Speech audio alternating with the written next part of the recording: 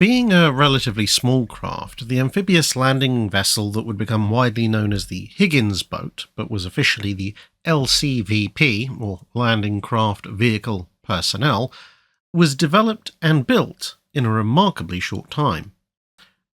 As the 1930s drew to a close, the US Marine Corps was looking for better ways to get troops ashore.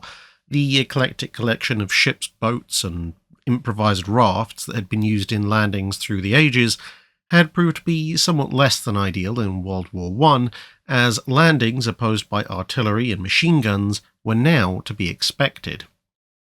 Higgins Industries, a former lumber company turned boat builder based in Louisiana, had already landed a contract for a derivation of its Eureka boat, which was designated LCPL, or Landing Craft Personnel Large, and which would also be known to many as a Higgins boat in the time period.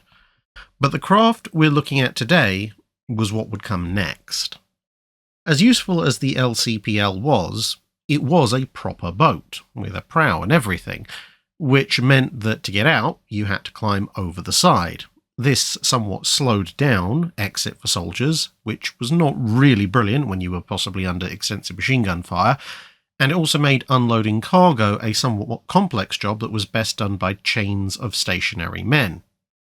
It also really couldn't carry vehicles, as there was simply no easy way for them to get out. Over on the other side of the Pacific, though, Japan was steadily taking chunks out of China, and part of this involved operations using their Daihatsu landing craft.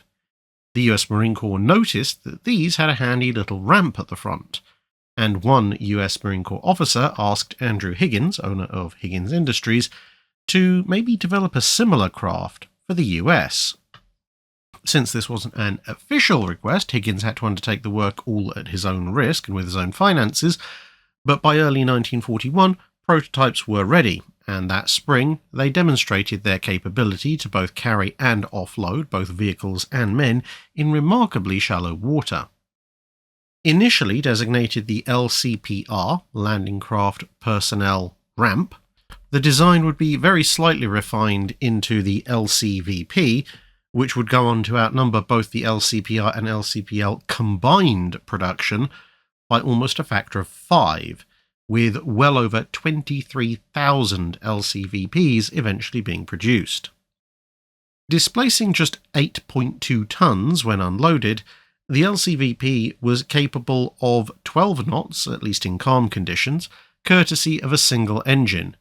Diesel engines were more common, but petrol versions were also available if you particularly liked being set on fire, generating somewhere around 220 to 250 horsepower depending on which particular power plant you had. Armament, by default, consisted of a pair of 30 caliber machine guns in two single open-topped cupolas mounted aft, plus whatever small arms the embarked troops had with them, although the depth of the hull meant that if they were going to use these, it could only really be for desperate close-range air defence. Armour came in two flavours, thoughts and prayers, or hopes and dreams. Due to the requirement for shallow water operations, the bulk of the craft was made of plywood. Only the ramp, which was made of steel mainly so as not to break under the weight of a vehicle driving off of it, offered a modicum of protection, at least against light shrapnel and small arms fire. However, half-inch thick steel plates could be mounted on the sides to extend the small arms fire protection down the sides of the vessels, which proved to be a rather popular modification, for somewhat obvious reasons. Cargo capacity was almost 4 tons, or alternatively a 3-ton vehicle and a dozen men, or 3 dozen men could be packed in a little bit like sardines.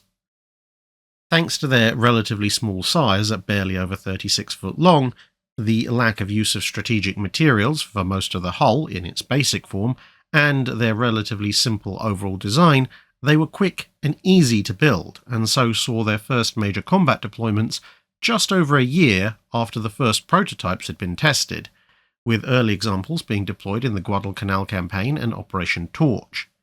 Subsequent to this, they'd be a common sight in all major European amphibious operations from Sicily to Italy to both sides of France, and in the Pacific, anywhere that had at least 3 foot of water offshore would see swarms of these craft present as well. It was only in areas where significant coral, sand, or rock barriers blocked the beach approaches that they would be superseded by other vehicles like the LVT, whose steel underside was less likely to be ripped open and whose tracks allowed it to surmount the obstacle.